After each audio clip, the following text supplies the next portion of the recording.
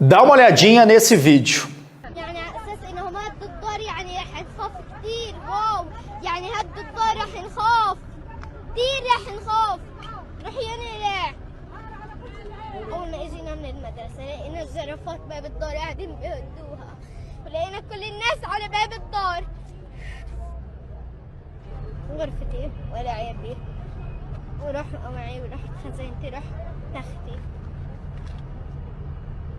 بس رايحين نطلع من القدس لأنه هم قوات احتلال عمالهم بيطلعونا من دارنا وعمالهم بيطلعونا من القدس عمالهم بيطلعونا من فلسطين نروح بس نبص رجلهم لا والله فشلت عينهم كمان. Viu o vídeo?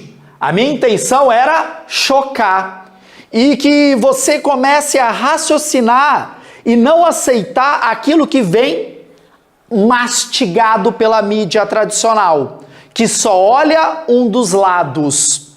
A minha intenção aqui é trazer de uma forma didática aquilo que está acontecendo entre os palestinos e os israelenses. Não sou palestino, não sou muçulmano, não sou judeu, não sou israelense. Sou professor brasileiro, especialista em geopolítica. E meu objetivo aqui é trazer o conteúdo de forma didática para vocês. Para que vocês comecem a pensar fora da caixinha e questionar aquilo que a mídia tradicional nos traz. Primeiro ponto para entender tudo isso é voltar na história. A Palestina que está aqui foi dominada por vários povos, mas o meu recorte é dominação do Império Turco-Otomano. Eles dominavam essa região e ali viviam muçulmanos, viviam judeus e viviam cristãos no país Palestina. Mas, Jean, eu falo da Bíblia. A Bíblia fala que essa terra é a terra sagrada para os israelenses. Primeiro ponto, na própria Bíblia, quando vai falar de Jesus Cristo, fala que ele é palestino e não israelense. Tá, mas a minha discussão não é em cima da fé e muito menos de religiões. Eu estou trazendo aqui um debate em cima da história, dos fatos. Com o fim do Império Turco-Otomano, a Inglaterra vai dominar essa região. Vai dominar e ali viviam muçulmanos, judeus e cristãos em harmonia.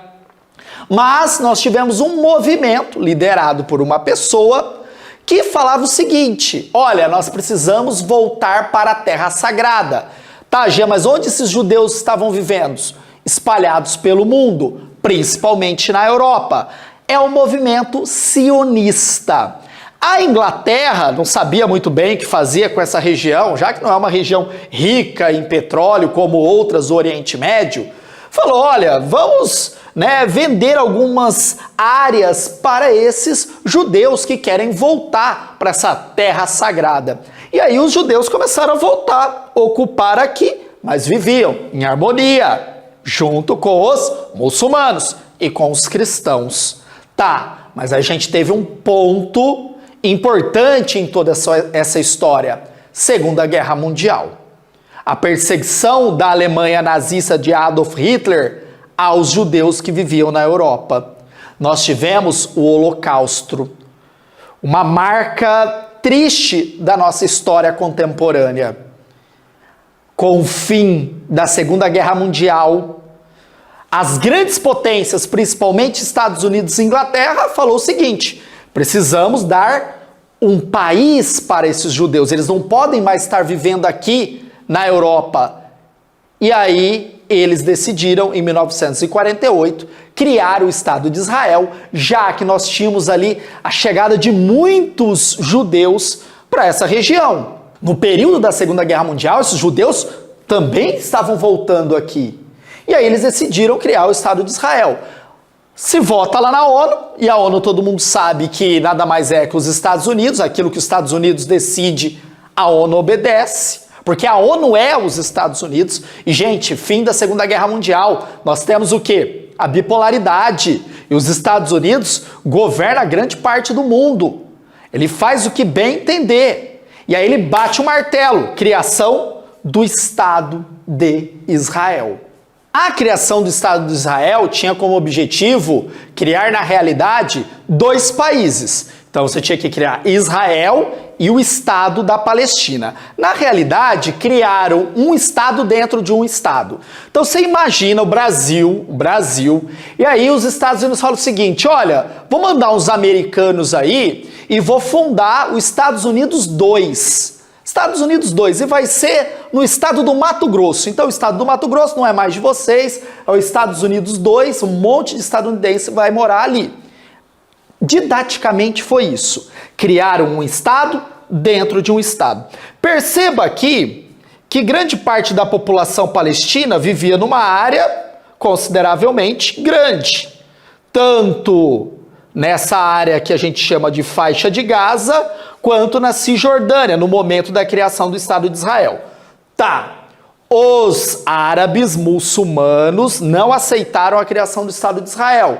Aí nós temos a Guerra dos 6 Dias, em 1967. Gente, a partir daí a história começa a mudar, porque Israel começa a expandir o seu território em direção a essas áreas, ocupadas pelos palestinos. Ah, Jean, depois que criou o Estado de Israel, criou o Estado palestino? Não. Foi uma área que é considerada uma área ocupada apenas, tá? Então Israel começa a expandir os seus territórios e não para mais, tá? Então ele vai pressionar e diminuir tanto a faixa de Gaza como a Cisjordânia. A Cisjordânia, Jean, sofre essa ingerência israelense? Sim. Só para você ter uma ideia, essas áreas aqui, elas são todas cercadas. E os israelenses, eles dividiram a Cisjordânia em 3. A área C, que é ocupada pelos israelenses, que são as áreas de nascente de rios, as áreas de terras agricultáveis e as áreas das paisagens mais bonitas. Quem vive ali são israelenses.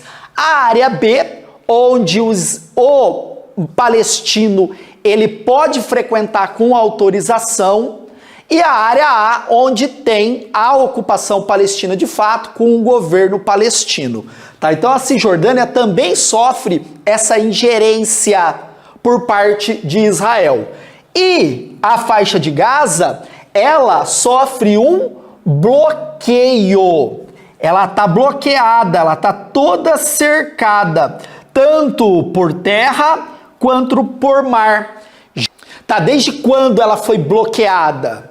Desde 2007. Porque antes de 2007, você tinha uma certa liberdade ali, os checkpoints, né? Você tinha os assentamentos judaicos muito próximos à faixa de Gaza. Mas em 2007 você tem a subida ao poder do Hamas e isso tudo muda. E aí Israel cerca a faixa de Gaza. A partir daí, a faixa de Gaza é a maior prisão do mundo. Isso mesmo, a faixa de Gaza hoje, ela remete o tamanho do plano piloto lá em Brasília, onde tem lá o Congresso, o Palácio do Planalto, os hotéis, aquele formato de avião. Imagina que a faixa de Gaza é daquele tamanho e vivem 2 milhões de pessoas, possui uma alta densidade demográfica. Desde 2007, os palestinos têm energia apenas 4 horas por dia. Os palestinos não têm acesso à água potável, já que grande parte da água foi contaminada pelos israelenses. Aí eles têm todo o controle dessa liberação da água. Não tem combustível, já que esse combustível vinha também de Israel. Eles estão todos cerceados aos direitos mínimos para manter a mínima qualidade de vida. Só para você ter uma ideia, 60% da população que vive na faixa de Gaza vive na extrema pobreza. 80% da população vive desempregada. E quase a totalidade vive de doações que o próprio Hamas realiza, já que ele possui apoio do Hamas, da Síria, do Catar e do Irã. O Hamas recebe essas doações e passa para a população. Senão, a população já estava aniquilada da faixa de Gaza. E os hospitais. Grande parte dos hospitais na faixa de Gaza foram bombardeados pelos israelenses, de forma direta ou indireta. Então, se você tem algum problema crônico de saúde, você precisa de uma autorização de Israel para se tratar no Estado de Israel, e essa autorização não é sempre dada. Só para você ter uma ideia, grande parte da população que vive na faixa de Gaza são jovens. Esses jovens, eles não viveram aquelas guerras iniciais, eles estão em outro contexto social. Eles não participaram da Guerra dos 6 Dias, da Guerra do Yom Kippur. Essa população daquele momento já não existe mais, são jovens. E são jovens que sofrem por essa ingerência de Israel. Nada justifica o que o Hamas fez contra o cidadão comum, mas você precisa colocar na cabeça o quê? Que não existe bonzinho. Israel não é bonzinho, o Hamas não é bonzinho. O que nós deveremos fazer é o quê? Dar um Estado aos palestinos e não segregá-los nas piores partes do território palestino. Deveria dar áreas agricultáveis, acesso à água, garantir um mínimo de condição dessa população viver. Porque eles não seriam massa de manobra do Hamas, por exemplo, em alguns casos.